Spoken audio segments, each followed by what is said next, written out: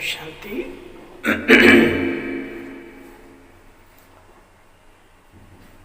आप सभी का बहुत बहुत स्वागत है इस विशेष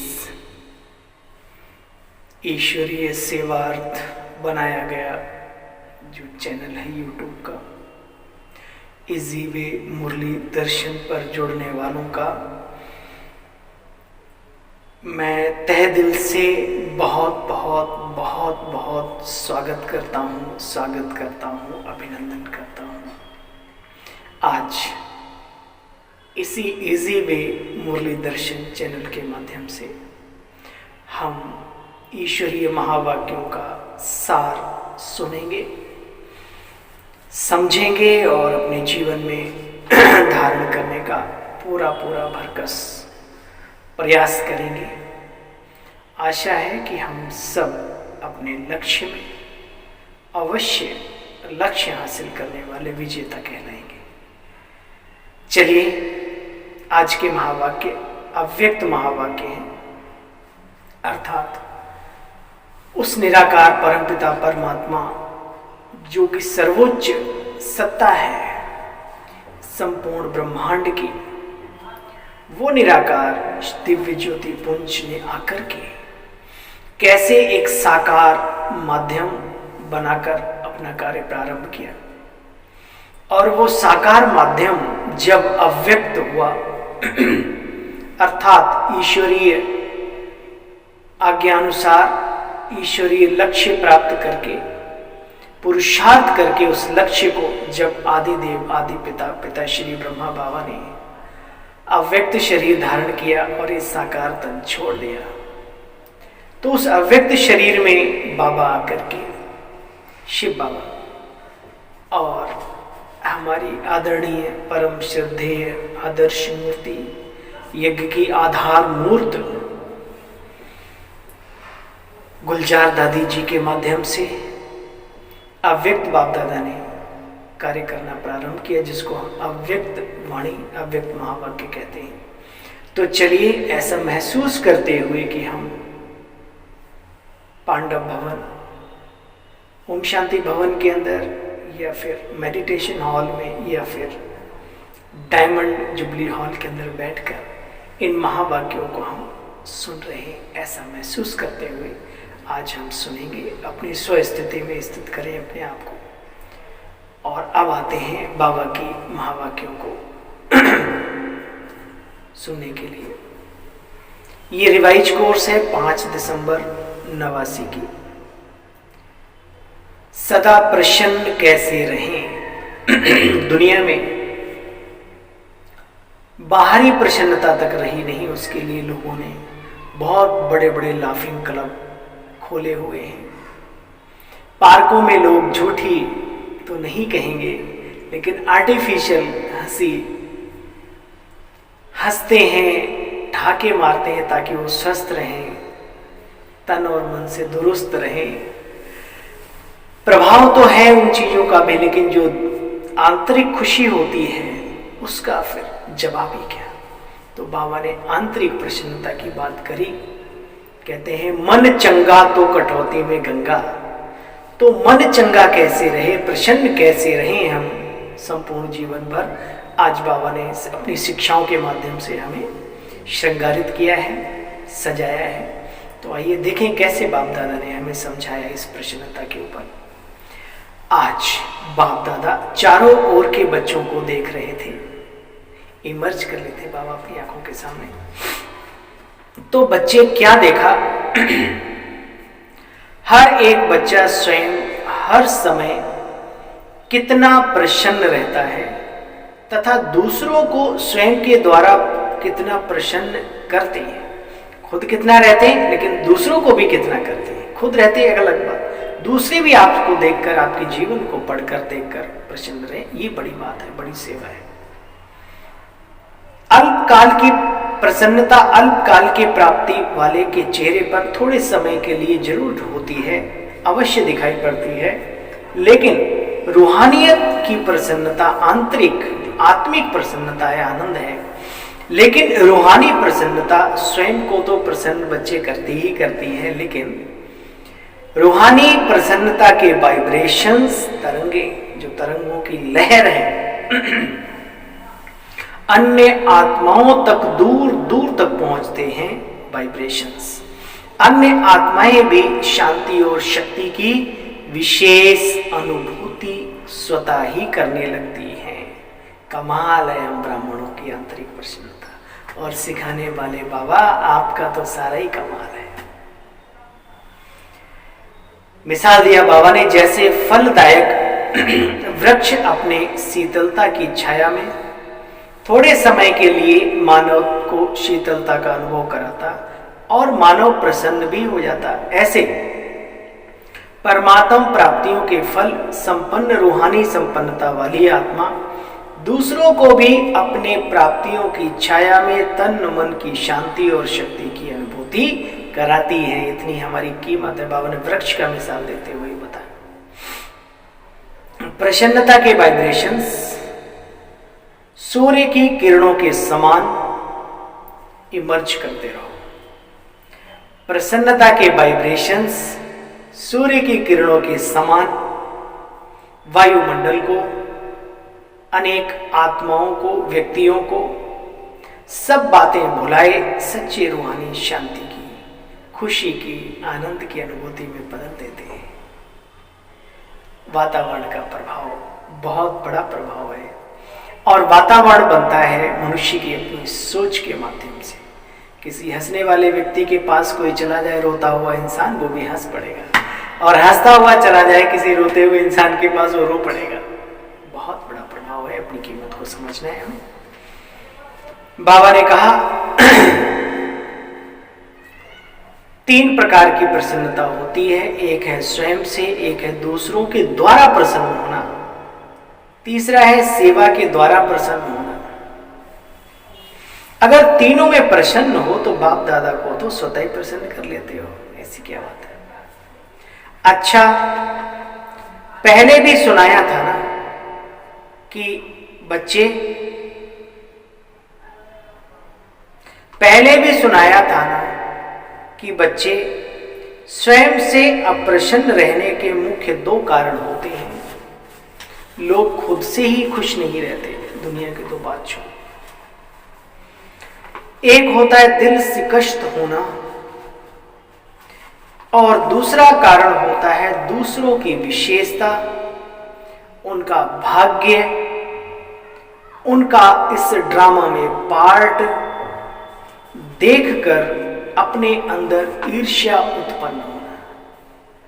अब ये दोनों ही चीजें मानव जीवन में जहर का काम करती है। दूसरों को तो देखना ही नहीं है, उनकी अच्छाइयां धारण करो, और अपने देखो तो धारण करो अपने अंदर।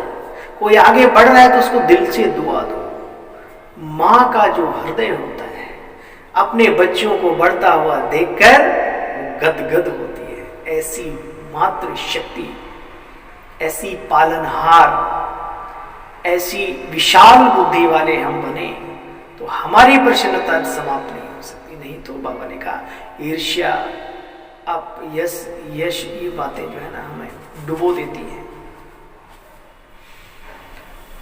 देखो बच्चे, दिल शिकस्त आत्मा कभी भी प्रसन्न नहीं हो सकती। इसलिए बाबा का दिल खुश बनो, छोटी छोटी बातों में खुशियां ढूंढो। आपकी गली मोहल्ले से कोई मूंगफली बेचता हुआ जा रहा है, आवाज दे रहा है, आप उससे खुशी प्राप्त करो। आजकल एक बहुत अच्छे गीत चलाते हैं लोग, कचड़े वाली गाड़ी ले आकर के या कुछ ऐसे करके, सुनो, वाह क्या बात है, वंडर है ना। और परेशान होने के लिए तो फिर बहुत सारी बातें, खुशियां ढूंढने के लिए कला चाहिए जीवन में। अभी ऐसी ही कला की आवश्यकता है, अपना भी भला जिसमें हो, औरों का भी भला हो। देखो बच्चे, दिल शिकस्त कभी भी प्रसन्न नहीं रह सकता, और ईर्ष्या वाला कभी प्रसन्न नहीं रह सकता। जो दूसरों को देख के जलसी जिसके मन में होती हो, कभी खुश नहीं रह सकता। प्रसन्न रहने के लिए सदा एक बात बच्चे बुद्धि में याद रखो कि ड्रामा के नियम प्रमाण संगम युग में हर आत्मा को, विशेष हर ब्राह्मण आत्मा को कोई ना कोई विशेषता मिली हुई है। यानी आपको खुद भी तो कोई विशेषता मिली हुई है, इसको ढूंढो। चाहे माला का 16,000 वाला दाना भी हो, उसको भी कोई न कोई विशेषता मिली हुई है। तो बच्चे उनसे भी आगे चलो, 9 लाख जो गाये हुए हैं ना, उनमें भी कोई न कोई विशेषता मिली हुई। बाबा ने कहा माला का लास्ट दाना भी 33 करोड़ का दुनिया से हटके है, विशेष है मेरा बच्चा का। लेकिन अपनी विशेषता को पहचानो और सेवा अर्थ कार्य में लगाओ। एक विशेषता से फिर और विशेषताएं ऑटोमेटिकली ही आ जाएंगी। कड़ी से कड़ी जुड़ी एक जंजीर बनी। एक विशेषता को सेवा के कार्य में लगाओगे, आपके जीवन में और क्वालिटी ऑटोमेटिकली स्वतः ही ईश्वरीय देन बन जाएगी, आप प्राप्ति के भंडार बन जाएंगे। देखो बच्चे, कभी दूसरे को नहीं देखो, अपनी विशेषताओं को कार्य में लगाओ। जैसे देखो बाप दादा सदा भोली भंडारी है, हमारी आदरणीय परम श्रद्धेय दादी भोली दादी जी, जो कि भंडारे को संभालते थे। मेरा भी परम सौभाग्य रहा, आप सबका भी रहा होगा। उस दिव्य आत्मा के बारे में बाबा बोल रहे हैं। भोली भंडारी अर्थात भोली दादी का मिसाल देता है बाप दादा। महारथियों का नाम कभी नहीं भी आएगा, लेकिन इनका नाम जरूर आता है। भाषण तो नहीं करती, लेकिन विशेषता को कार्य में लगाने से स्वयं भी विशेष बन गई, स्वयं भी विशेष बन गई। जो भी सेवा मिले बच्चे, उसमें औरों को प्रसन्न कर सेवा में नंबर आगे ले लेंगे।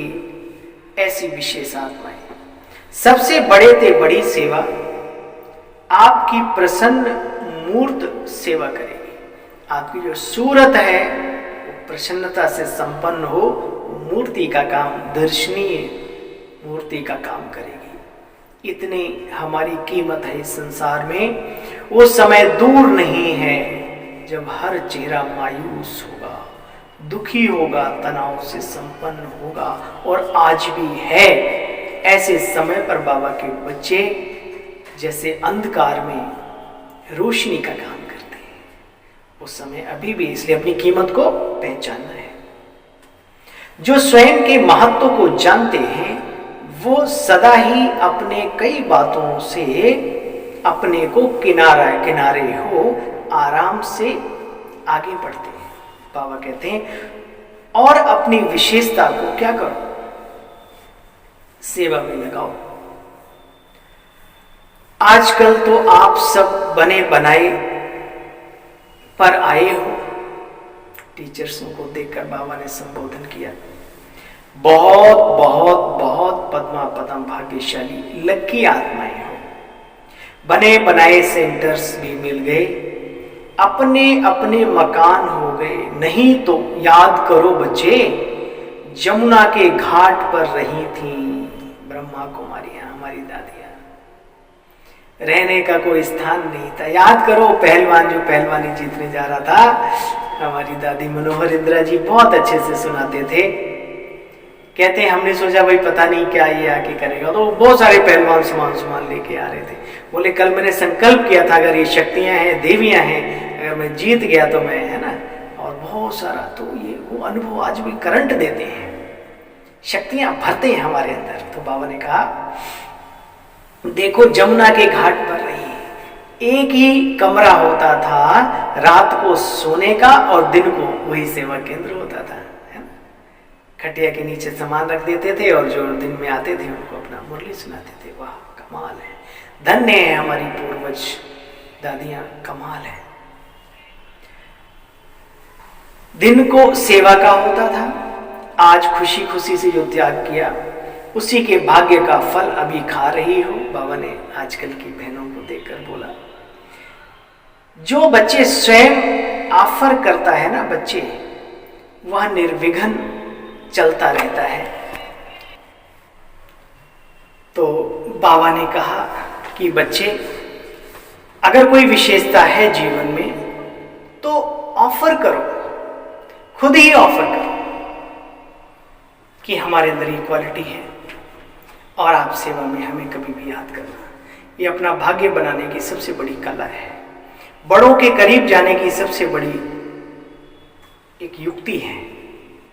तो बाबा ने कहा, जो स्वयं ऑफर करता है बच्चे, इस बात को अंडरलाइन करो, जो स्वयं को ऑफर करता है बच्चे वो सदा निर्विघ्न चलता है, और जो कहने पर चलता है वो कभी रुकता है, कभी चलता है, कभी रुकता है, कभी चलता है ज्ञान योग के जीवन में।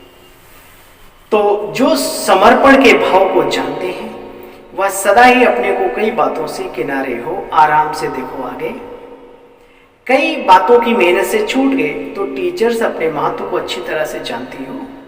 नौकरी और सेवा दोनों काम करने वाले अच्छे व एक काम करने वाला अच्छा, उन्हें डबल पार्ट बजाना पड़ता है। आपका तो एक ही पार्ट है। गृहस्थ जीवन बहुत समस्याओं से, परिस्थितियों से संपन्न होता है, और जो समर्पित बुद्धि है बाबा के प्रति, पूरा बाबा को ही अपना संसार मान लिया, उनके लिए तो फिर कहने ही क्या, उनका तो सिर्फ एक ही पार्ट है। तो बाबा कहते हैं, देखो बच्चे, कितनी बातों से आप, कितनी फिक्रों से फारिग हो गए। बाबा टीचर्स निमित्त आत्माओं को निमित्त बनने की कीमत सिखा रहा है। अच्छा बच्चे, प्रवृत्ति वालों को तो कई पार्ट बजाने पड़ते हैं, एक पढ़ाई का, दूसरा सेवा का, साथ साथ प्रवृत्ति को पालने का भी तीन पार्ट बजाने पड़ते हैं। आपका तो एक ही पार्ट है, तो आप सब बातों से छूट गए ना। फिर बाबा ने आगरा और राजस्थान जोन वालों से बातचीत की। मैं तख्त नशीन आत्मा हूं। इस स्मृति से स्वराज्य की स्मृति स्वतः ही आती है।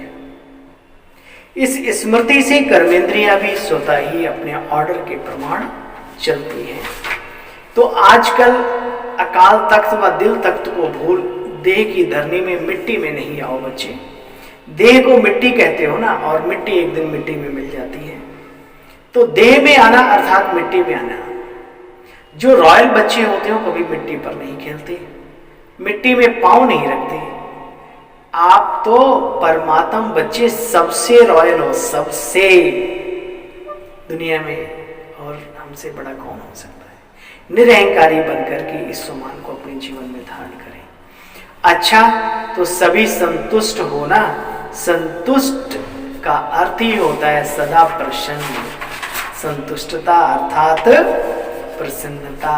अच्छा भाई, बाबा ने पूरी मुरली को सार रूप में नमस्ते करते हुए बोला, सर्व सदा संपन्न प्रसन्नता की विशेषता संपन्न श्रेष्ठ आत्माएं, सर्व सदा प्रसन्नता की विशेषता संपन्न श्रेष्ठ आत्माएं, सदा अपनी विशेषता को पहचान कार्य में लगाने वाली सेंसिबल और इसेंसफुल आत्माओं को, सदा प्रसन्न रहने वाले, प्रसन्न करने की श्रेष्ठता वाली महान महान महान विभूतियों को, आत्माओं को बाप दादा का याद, प्यार और नमस्ते। और ऐसे महान महान महान बनाने वाले बाबा आपको अनगिनत बार नमस्ते बाबा। दिल कहे आपका लाखों शुक्रिया। अच्छा, आज का वरदान सुनेंगे। समाने और सामना करने की शक्ति द्वारा, समाने और सामना करने की शक्ति द्वारा सेवा में सफलता प्राप्त करने वाले रूहानी सेवाधारी बाबा। डिटेल में बाबा ने कहा, रूहानी सेवाधारियों को सेवा के सिवाय कुछ सोचता नहीं। वे मनसा वाचा कर्मणा सर्विस, एक सेकंड भी सर्विस से रेस्ट नहीं लेते, इसलिए बेस्ट बन जाते हैं। सामना माया से करते हैं, ना कि दैवी परिवार से। ऐसे बच्चे नॉलेजफुल के साथ साथ पावरफुल भी हैं। उन्हें ही कहा जाता है रूहानी सेवाधारी। रूहानी सेवाधारी परिभाषा बहुत गोहे है।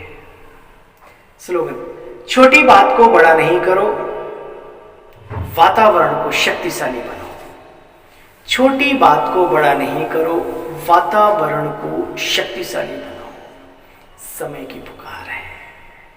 अच्छा भाई, ओम शांति, ओम शांति, ओम शांति। आप सभी बाबा के रूहानी रत्नों को इजीवे चैनल की ओर से बहुत बहुत ढेर सारी शुभकामनाएं। इस श्रेष्ठ उत्तम ते उत्तम ब्राह्मण जीवन की बधाइयां हो। बधाइयाँ हो।